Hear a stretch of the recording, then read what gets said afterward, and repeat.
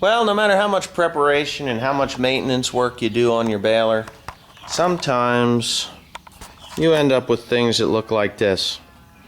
And no, they're not pickup hoops or whatever you want to call them. They're the bands out of the reel on this baler. Now, don't mind the string. That's kind of like a normal pain in the ass. Every once in a while you got to peel them off of there. But anyways, I got all the bands off. I have a broken center shaft. Hey, DeFangus, how are you? Yeah, you gonna sniff the camera, are you? Yeah, you silly dog. Anyways, it sheared it off. I think this is a stupid design. As far as New Holland is concerned, they need to pull their head out of their ass. This is the third one of these shafts I've replaced. As a matter of fact, there's one laying on the shop floor there. And the yellow one to the right of that square hollow tubing on the other side of the broom is another piece of one of those things. And now I've got number 3 here. There should be a support bearing on the opposite side of this thing, because the chain is pulling on this thing to one side, and it actually stresses the shaft way down in here past the bearing. And there's nothing I can do about it. There's just really nothing that I can do about it. The shaft that comes is too short. It's all the farther it is, and they got that gib key in there, which that gib key won't allow me to put a support bearing on there, so I'm kind of effed on that one. I don't know what else I can do to alleviate this problem, other than scream at New Holland, which I did this morning. Now,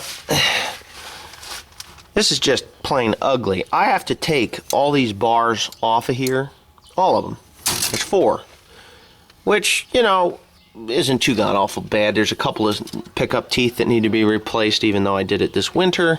I'm going to pull this string off here, obviously, in a few minutes.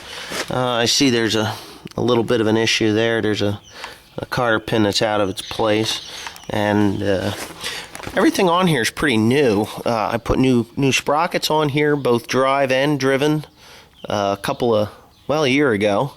So I'm just really frustrated as to why this thing keeps breaking, and New Holland is not giving me any answers. They keep telling me that I'm the only guy on the entire planet that keeps breaking this damn shaft, which is really a bunch of horse shit, because I don't believe them. I can't possibly be the only one that's doing this. It's just a shitty design. But anyway, I'm venting a little bit here. Things were going really well. I've baled over 1,000 bales of hay without so much as hardly a nodder problem. You know, the other thing, anybody that's got a BB960 with an automatic grease gun, do not put heavy grease in your grease gun. It greases the knotters, it gets on the string, and you slip knots. So if you got nodder trouble with your New Holland baler, go to a John Deere dealer and buy John Deere cornhead grease and put in that grease gun. You will never ever have a nodder problem again due to grease getting on the twine. So I guess I've vented a little bit here because I don't have time to be dealing with this. I got over 100 acres of hay laying on the ground, and some of it's really nice hay.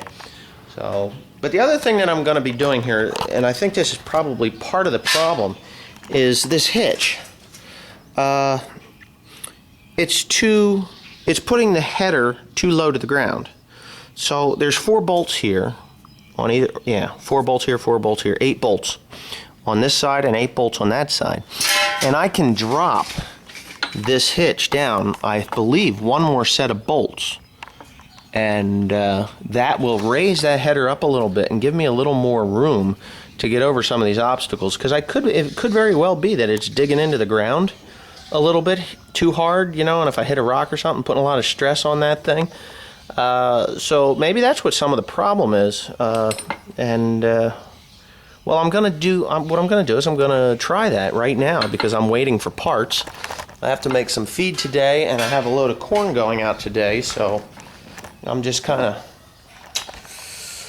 a little frustrated. But anyway, yeah, that's what I'm going to be doing. I'm going to pull that hitch off of there and drop it so that it raises the nose of that baler up a little higher. Maybe I'll save some of those problems that I'm having. So, anyways, Thanks for listening. Bye.